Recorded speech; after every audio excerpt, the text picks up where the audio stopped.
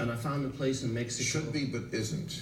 So I found a place in Mexico with all the IV drug users, I see. Right. prostitutes, all the high-profile things that are necessary for AIDS, but I didn't find AIDS. But you found Charlie.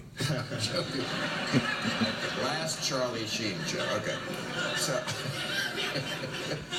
what I found was that people there were drinking milk from goats which had arthritis.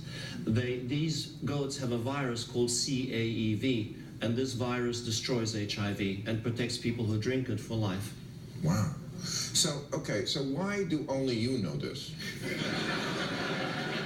I don't, and the good thing about the internet now, you can look and see a lot of researchers did follow on my work, but they never carried it through. In fact, Cedars and UCLA came courting me.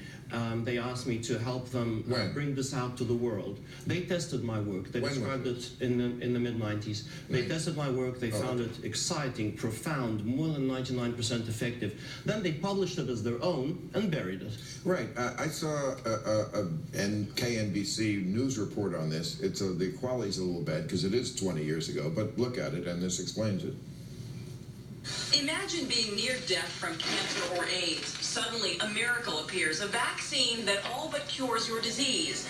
Then you learn the very thing that's saving you has somehow disappeared. It's like somebody coming in and ripping out part of your life.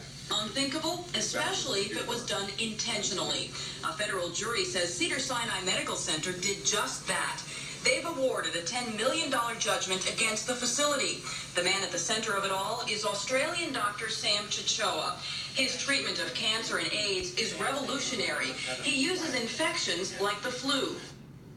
Okay, I want to ask you about this because there's a great show on HBO called Vice, which I'm a part of, and they had a big episode on how they are now treating cancer by shooting viruses into it. Is this the same thing you were talking about here, to treat cancer by shooting a virus like AIDS or measles into it? No, I make vaccines from organisms that have isolated.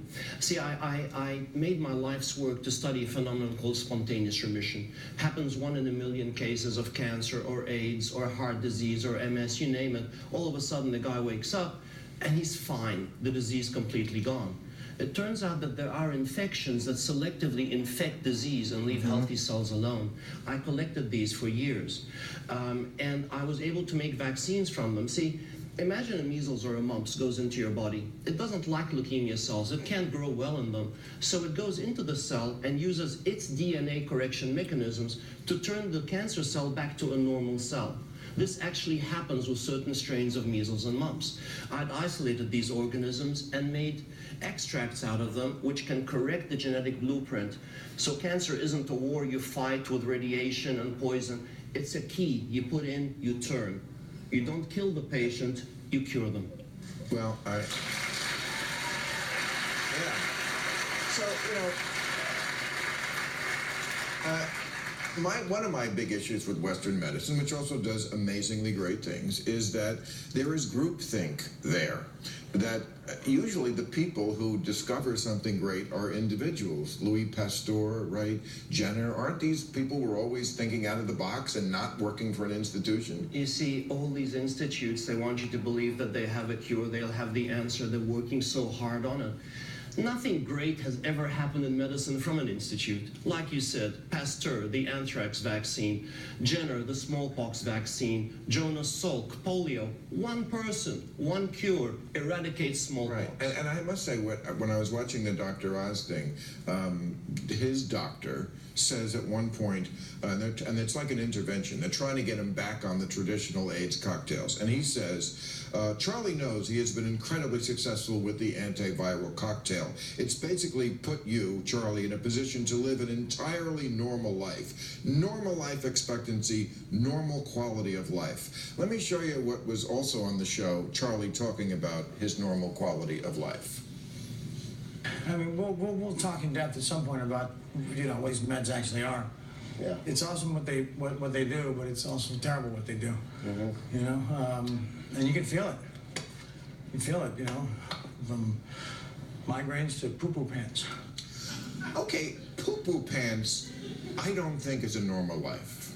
And I'm guessing that your treatment does not include poo-poo pants as a result. It's a horrible way to live. All these side effects disappeared the minute he started my therapy. And the minute he started my therapy, his liver went to normal levels. Even the charts they held up on those show, all the great tests they showed, they were during my treatment, not theirs. Okay, so just tell me what your critics would say. I mean, people are going to watch this and say, I know you've been called a quack a million times. They're going to attack me just for having you on. And one of the criticisms you always hear about alternative is, well, it lasts for some time, but then it regresses.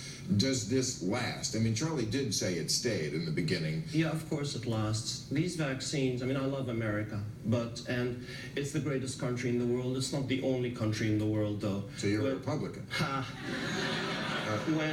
When the doors began to close because of UCLA and Cedars, when I couldn't apply to your FDA because they denied my work, I had my vaccines registered in other countries. And these countries have experienced amazing results. In Comoros, for example. Where? Comoros, small island nation, 750,000 people, great beaches. You go there and you'll find that as of 2006, they sent me a letter because they used my vaccines, eradicated a disease called chikungunya, which is kind of like the Zika. Oh, yeah. And what they also eradicated HIV. As of 2006, they sent me a letter thanking them for getting rid of HIV. This isn't a vaccine made in my garage. No, I mean, look, I saw some of the footage of you and Charlie in Mexico, and he talked about this on Dr. Oz. You took Charlie's blood when he was HIV positive and injected it into yourself. And Dr. Oz says, that is very inappropriate. What I thought was, that's confident. So you don't have... You injected Charlie Sheen's tiger blood into you, and you are neither HIV positive nor a tiger now? No,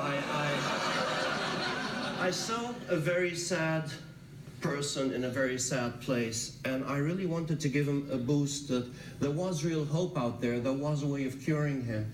And I did that. It was spontaneous, but you know, Oz is right. It would be crazy for him to do that because Oz doesn't have a real AIDS treatment. I do. Right. It would be crazy.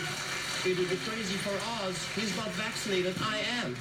And I don't want to get into this too deeply, but I know there have been attempts on your life. Is that true? Yes. Car bomb? Yes. Okay, so this has hurt your health a bit. What is your wish for when you're gone? Well, Jesus, it's a bit morbid. It'd have to have something to do with J-Lo. But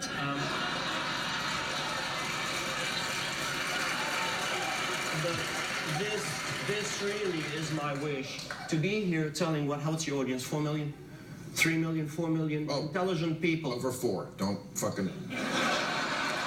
Sell me short, 10 million people who are watching this show right now. That's right, yeah. Are gonna know the truth, the reality. There is a cure out there. There's a therapy that is so much better than conventional without side effects. It was tested and published by your biggest institutes. Why isn't it available? Yeah. I've used it in countries. I've cured countries.